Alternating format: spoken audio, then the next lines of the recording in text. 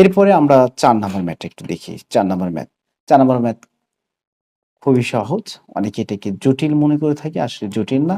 বুঝে, বুঝে করলে আসলে সবই সহজ। এখানে ২ টি সমীকরণ দেওয়া আছে এবং বলছে মূলদ্বয়ের অনুপাত।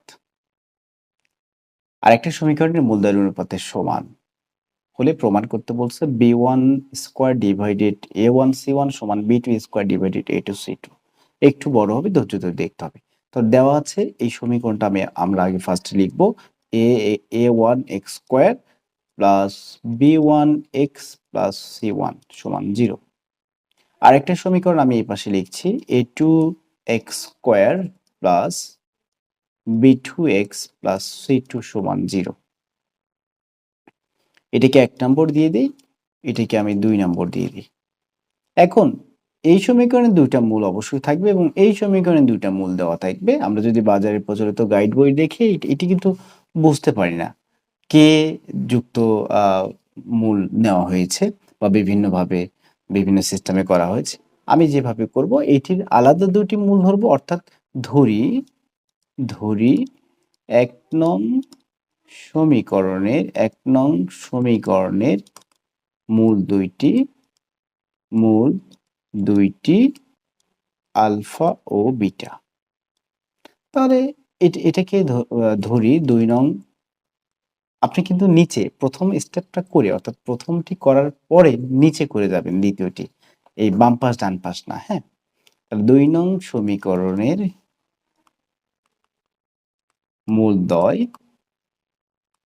মূলদ্বয় কি? গামা ও ডেল্টা ধরি।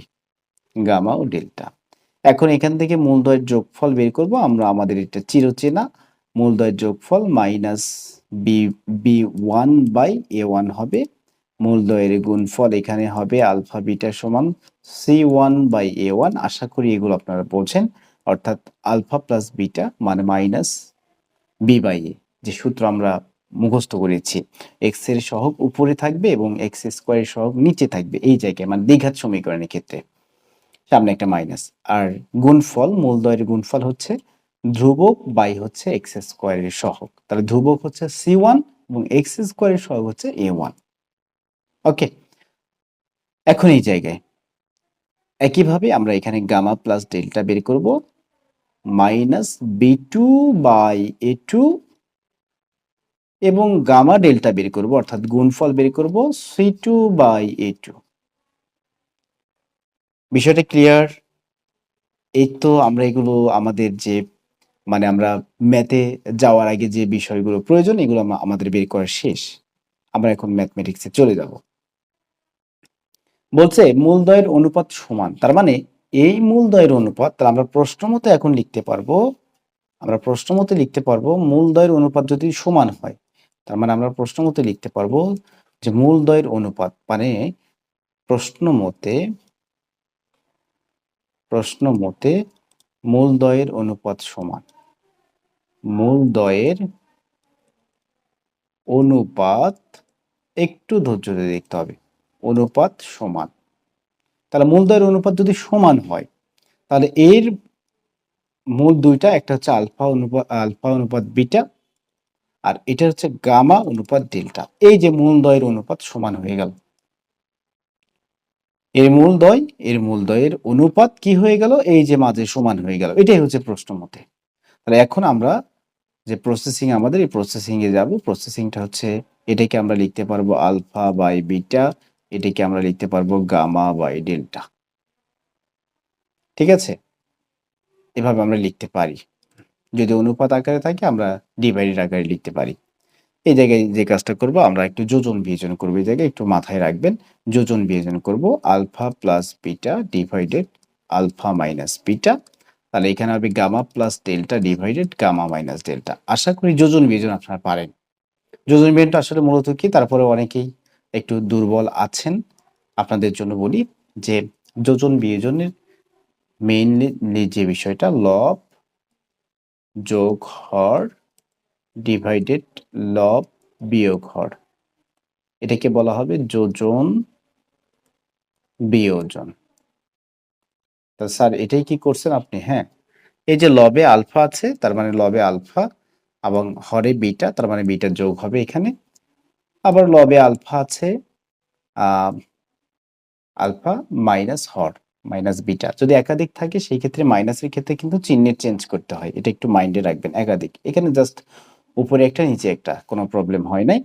কিন্তু যদি একাধিক থাকে সেই ক্ষেত্রে কিন্তু যদি বিয়োগ করি সেই ক্ষেত্রে কিন্তু চিহ্নের চেঞ্জ করতে হয়, প্রত্যেকটা সামনে চিহ্নের চেঞ্জ করতে হবে। আচ্ছা, আমাদের নেক্সট কাজ কি? নেক্সট কাজ হচ্ছে এগুলোকে বর্গ করে দেওয়া, এগুলোকে বর্গ করে দেওয়া, উভয় পক্ষে বর্গ করে পাই। সাইড নোট কি হবে তাহলে? উভয় পক্ষে বর্গ করে পাই। সাইড নোট কি হবে? উভয় পক্ষে বর্গ করে পাই, উভয় পক্ষে বর্গ করে পাই সাইড নোট। স্যার এরপরে কি করব? কমন সেন্স কি বলে? আলফা প্লাস বিটার মান কিন্তু আমরা বের করে রেখেছি, আবার গামা প্লাস ডেল্টার মানও বের করে রেখেছি, কিন্তু আলফা মাইনাস বিটার মান আমরা বের করিনি। তাহলে কমন সেন্স বলে যে আলফা মাইনাস বিটাকে আমি সূত্র অ্যাপ্লাই করব। তাহলে আলফা প্লাস বিটা ঠিক রাখবো, কারণ আলফা প্লাস বিটার মান আমি পেয়েছি। যে আলফা প্লাস বিটার মান আপনি কি পেয়েছেন একটু দেখান, আলফা প্লাস বিটার মান আপনি কি পেয়েছেন? আলফা প্লাস বিটার মান আমি পেয়েছি মাইনাস b1/a1। গামা প্লাস ডেল্টার মান আমি পেয়েছি মাইনাস b2/a2। কিন্তু alpha minus beta, gamma minus delta এগুলো আমি পাই নাই। এই জন্য আমি যে কাজটা করব, এটাকে একটু আমি অনুসিদ্ধান্ত যেটা ছিল আমাদের, বা সূত্রটি ছিল আমরা নবম দশম শ্রেণীতে শিখেছি, ওইটা আমি অ্যাপ্লাই করব। আচ্ছা, মান কি এখনই বসাবো? না, মান একটু পরে বসাই, একবারে মান বসাবো। এটাকে একটু ভেঙে দেই। এই যে সূত্রটা মনে পড়ে কিনা? -4 alpha beta a minus B whole square a plus B whole square minus 4ab, a minus B whole square সমান a plus B whole square minus 4ab। একইভাবে এই গামা প্লাস ডেল্টা তার জায়গায় থাকুক না কেন, সমস্যা, কেউ তো কোনো ক্ষতি করে নাই। এখন এটাকে ভেঙে দেবো একইভাবে, gamma plus delta whole square minus 4 gamma delta, 4 gamma delta. এখন কি করব? এখন আর কোনো ঝামেলা নাই, এই যে মানগুলো বসাবো। আমি যে মানগুলো পেয়েছি, আলফা প্লাস বিটার মান পেয়েছি মাইনাস b1/a1। মানগুলো বসাবো, মানগুলো বসানোর পরে ক্যালকুলেশন করলে রেজাল্ট বের হয়ে যাবে।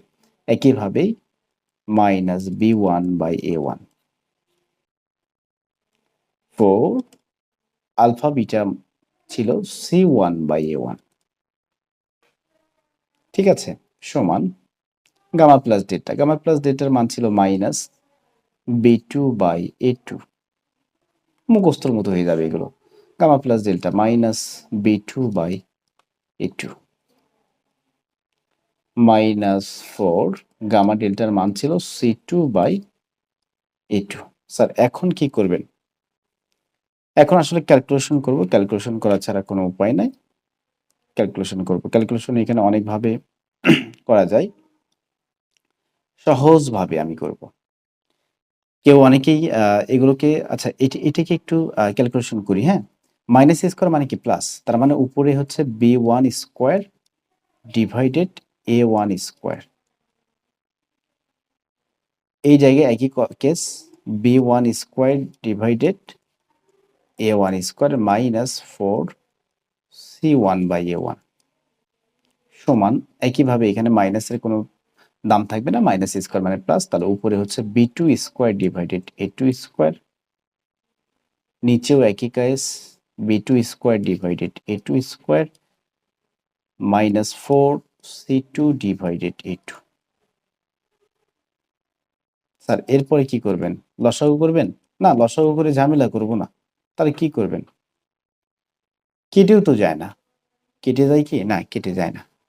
c1 c2 কেটে যাচ্ছে না। এখন একটা বিষয়, মানে এই যে একটা সুযোগ আছে এখানে, লসাগু করলে হবে, কিন্তু এই যে এখানে a1 স্কোয়ার লসাগু করলে হবে, এখানে ওই a2 স্কোয়ার লসাগু করলে হয়ে যাবে। কিন্তু আমি যে কাজটা করব, নিচে জাস্ট নিচে একটা বিয়োজন করে দেব। বিয়োজন এটা আবার কি?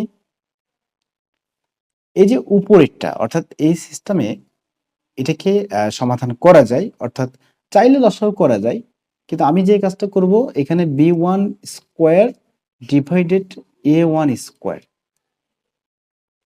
এখানে b1 square divided a1 square minus যা আছে তাই লিখি 4c1/a1 minus B one square by A one square. আমি এটা কি কি কি কি করেছি? বিয়োজন করেছি, হরে বিয়োজন করেছি। কি করেছি? হরে বিয়োজন করেছি। এভাবেও করা যায়। আচ্ছা, এটা কি বুঝতে অসুবিধা হচ্ছে? তাহলে লসাগু করে ফেলি। হ্যাঁ, লসাগু করে ফেলি। হরে বিয়োজন করলে কি হইতো? এই যে B one square by A one square, এটা কেটে যাইতো, একদম ছোট্ট হয়ে যেত একটা, ছোট্ট হইতো। হ্যাঁ, আচ্ছা, সমস্যা নাই, আমরা লসাগু করি। এ ওয়ান স্কোয়ার আমাদের লসাগু, এখান থেকে আমাদের এ ওয়ান স্কোয়ার লসাগু। তাহলে এ ওয়ান স্কোয়ার লসাগু হলে এখানে থাকবে হচ্ছে বি ওয়ান স্কোয়ার মাইনাস এ ওয়ান একটা থাকবে, অর্থাৎ এ ওয়ান স্কোয়ার কে যখন আমি এই হর দিয়ে ভাগ করব, এখানে দুইটা এখানে একটা, তার মানে একটা থাকবে। নর্মালি ভাগ যেভাবে লসাগুর নিয়মে, এই যে ভাগ করলে কি থাকবে? একটা এ ওয়ান, তা যেটা রেজাল্ট দিবে এটা দিয়ে উপরেরটাকে গুণ করে দেবো, তার মানে 4c1 a1।